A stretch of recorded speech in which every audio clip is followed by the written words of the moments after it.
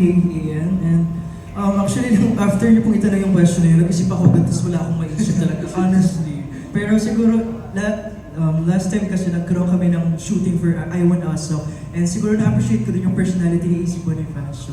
Kaya yeah, siguro siya yung celebrity crush ko po. Dahil? Yung dancing skills niya po. Same po kasi kami na dancer po. Pareho. Okay, next. Crush lang naman eh, hinahangaan lang. Someone who I really admire as music industry in the Philippines is Dennis Julia.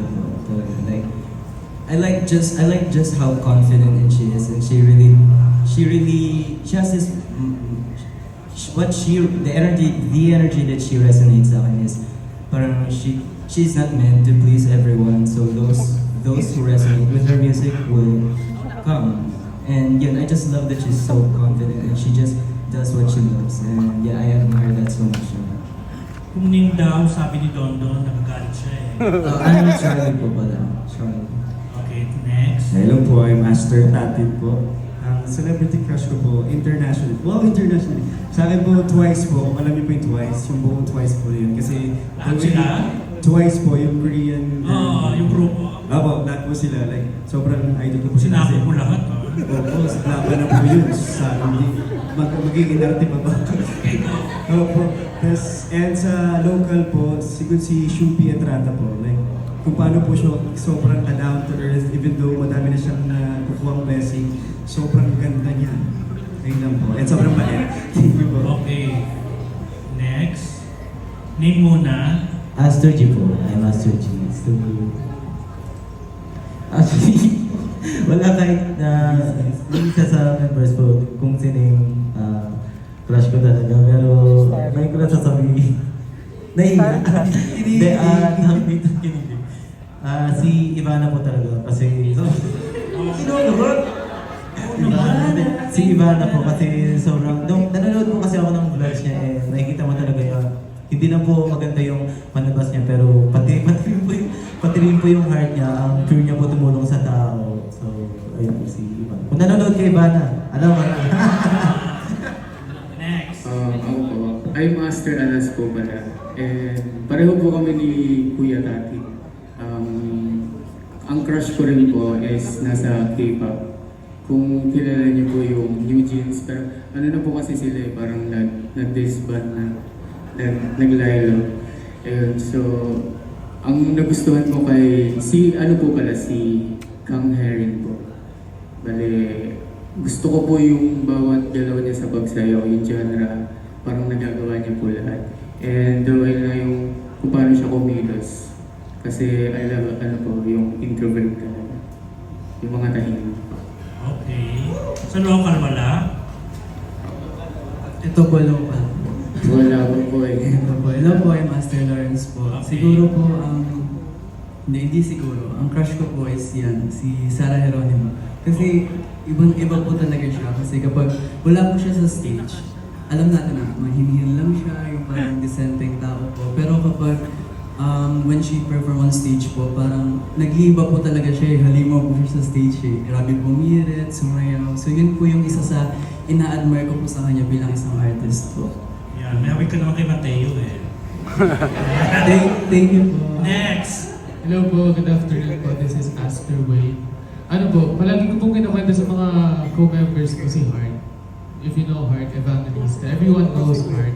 Ano po, siguro kaya gusto ko po siya.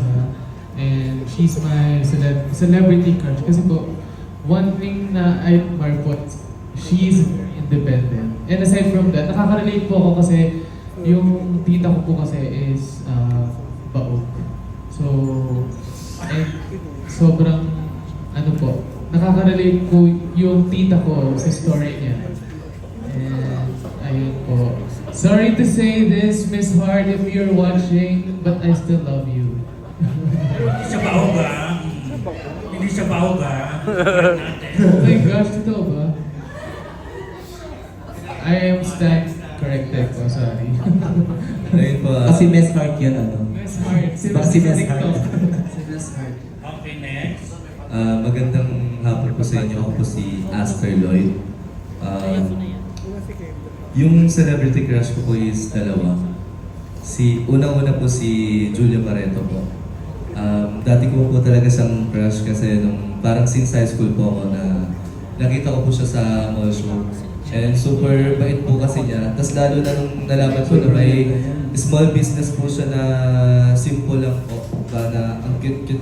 Basta ang cute po niya. Ganun po. Tapos next po ay si Shubi po ng PBB. Daming crush. Ayun po si Shubi po. Na-attract po kay Shubi kasi sa ugali po niya, tapos sa kung paano po niya tanggapin yung mga taong nasa paligid niya. Kaya yun po.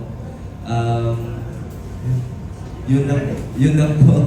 Okay, thank you. Next. Hello po, this is Aster Gia. Siguro po yung pinaka-ina-admire ko po na celebrity is si Jazz po from G22.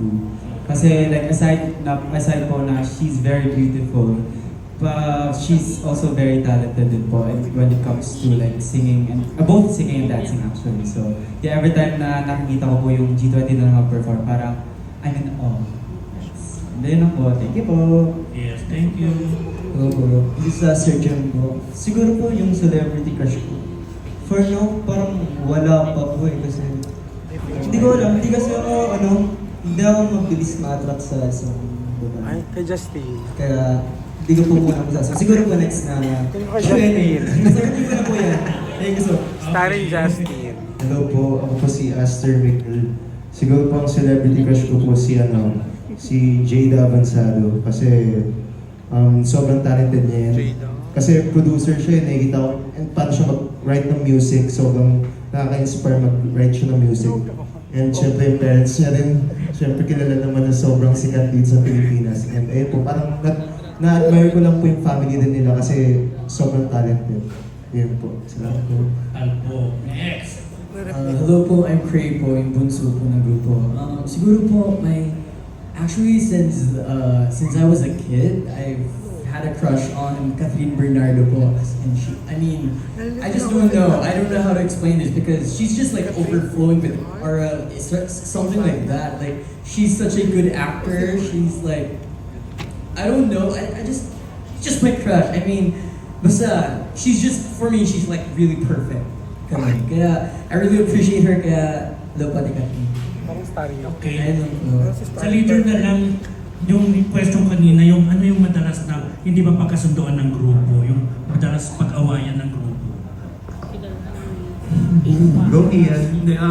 Siguro, one of the weakness and also strength ng grupo talaga is yung marami nga po kami. And isa sa mga pinag-awayan talaga namin, yung mga gusto namin isa-adjust sa peace and craft na gusto namin ilabas. Siyempre, magkakaiba kami ng style, magkakaiba kami ng preference sa music, sa dance. Kaya, yeah, feel ko sinusolusyonan din yun by having a meeting and dapat mag-meet kami halfway regardless, kahit anong nangyayari. Yun po yung lagi namin na pag-aaway. Yung pagiging late sa rehearsal or something. Yes po. Yes na lang po. Okay, thank you. Thank you po. Thank you so much po. Thank you po. Thank you po.